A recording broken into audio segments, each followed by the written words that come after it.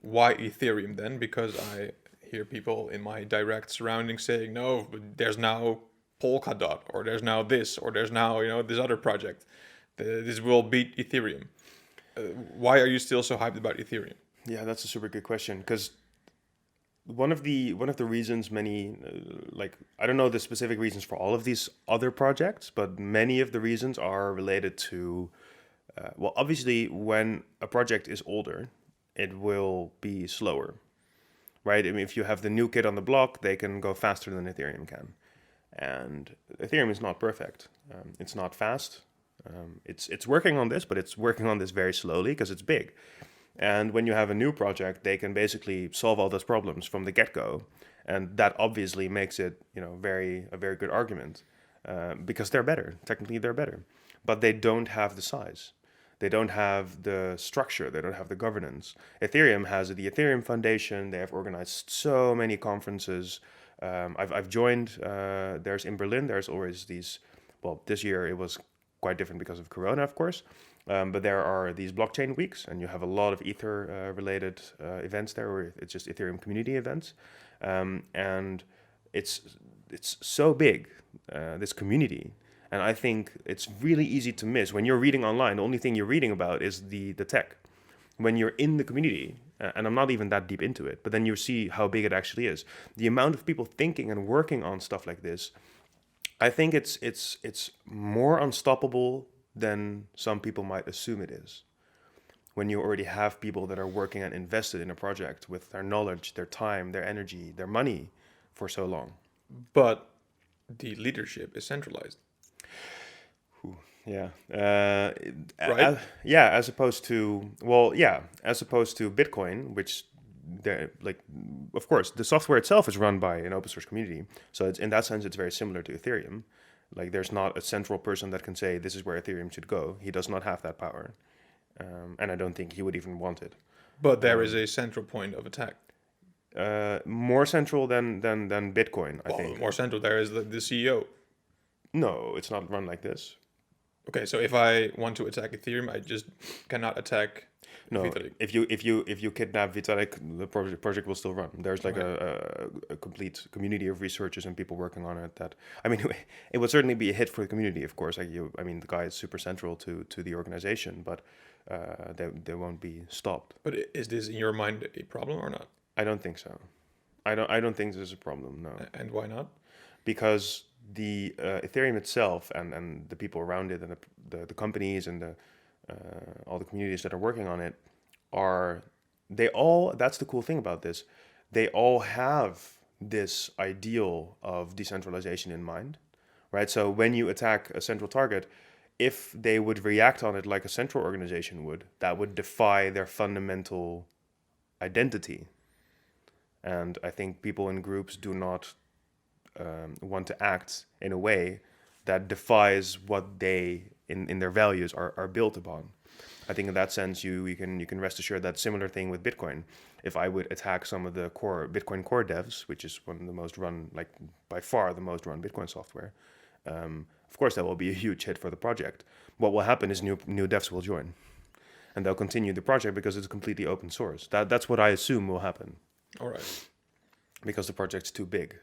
If you have 1,000 Ether, and you're a developer, and then you'll try to bring the project forward. And there are quite a couple of people like this, right? What does this mean? I have 1,000 Ether. It means basically you have 1,000 coins, more or less. So it's Ethereum coins.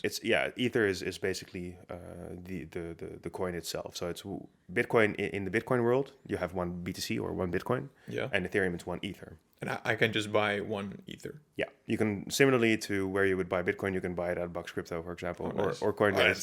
That's so convenient, Zowie. So great. I know. Great. I'm just gonna buy some Bitcoin. Oh no, some Ether at Bucks. You should, yeah. Okay, great. Yeah. And what is one Ether worth at this point? Last time I checked, it's 1,060 euros. 1,060 euros. Okay. Yeah, 1,060. Yeah.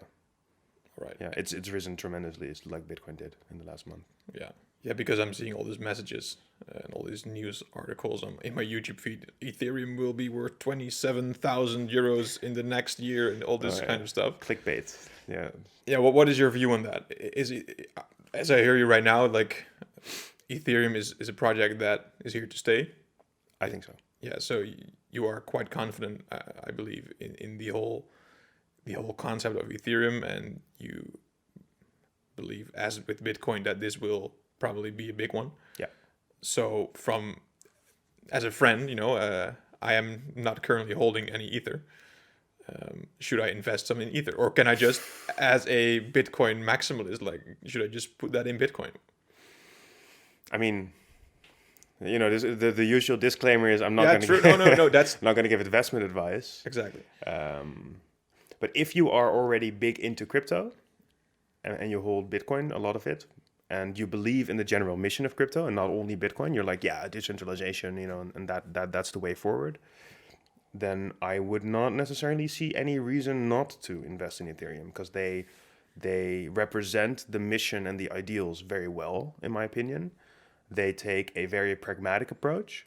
Whereas if you talk about Bitcoin, I think it's definitely more kind of production ready, right? Because they're more conservative. They want to keep everything stable. Ethereum is not like this, but they are working on the next gen, in my opinion, and that's why I think it's very interesting. Yeah, I believe that Ethereum will be able to. Well, what's also interesting is Ethereum will be a massive addition to what is possible with Bitcoin. And they're talking about it, being a store of value as well. Ethereum. Yeah, and that would be in the future, because Ethereum 2.0, which is the second version that they're working on right now, and it's not done yet, so they divided it in phases. But when this is done, the thesis is that it will also be a store of value. So in that regard, Ethereum will become a competitor of Bitcoin. I wouldn't say it necessarily becomes a competitor, Are because they competitors right now? no, I don't think so. No, I think they operate in the same field, of course. I mean, that's obvious. But next to the fact that the functionality is very different, they will also have different consensus algorithms. So we spoke about proof of work in the Bitcoin episode, and Ethereum now runs on proof of work, but is migrating actively, and kind of is already running on proof of stake. And this is a different consensus algorithm, where in proof of work you have miners that do work. And this, yeah, one of the main arguments against Bitcoin is, of course, the energy consumption. And there's a lot of reasonable arguments to give that it costs a lot of money to invest in the technology needed to mine Bitcoin. And you'll have pools that will collect the money and also the hardware to mine collectively, and then they will share the profits.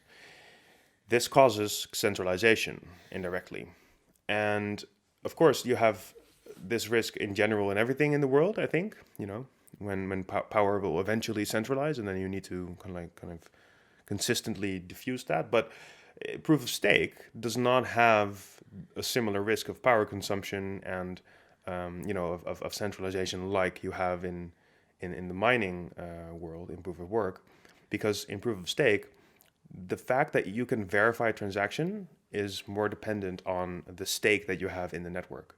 So instead of buying hardware, you would just buy the currency.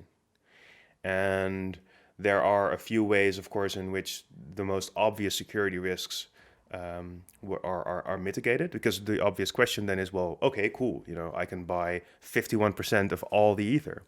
But the thing is, and this is kind of the thesis, so they need to do a lot of testing, and there has been a lot of testing on proof of stake. If you invest so much money in holding 51% of the network, will it still be incentivized for you? Would you still have a reason to screw up the network by owning it, because that will decrease the value because people will start selling? So you're literally kind of cutting your own fingers, right? Because people distrust a currency that is manipulated. Yeah, true. So proof of stake is just, I buy a certain amount of Ether, which I then have a certain stake, and that gives me power. Yeah, that gives you you can run a validator, as it's called. So that's basically as if you would run a Bitcoin node, but then on Ethereum. And then rather than doing proof of work, you would validate transactions. And Yeah. validating a transaction is a lot simpler than doing the proof of work. And this is the cool thing about Ethereum. It's also more in line with the world computer vision. You don't need a strong computer to do such a thing. So many more devices can actually run Ethereum. And this would increase decentralization because you have more devices that can, with a lot less investment, can run a node.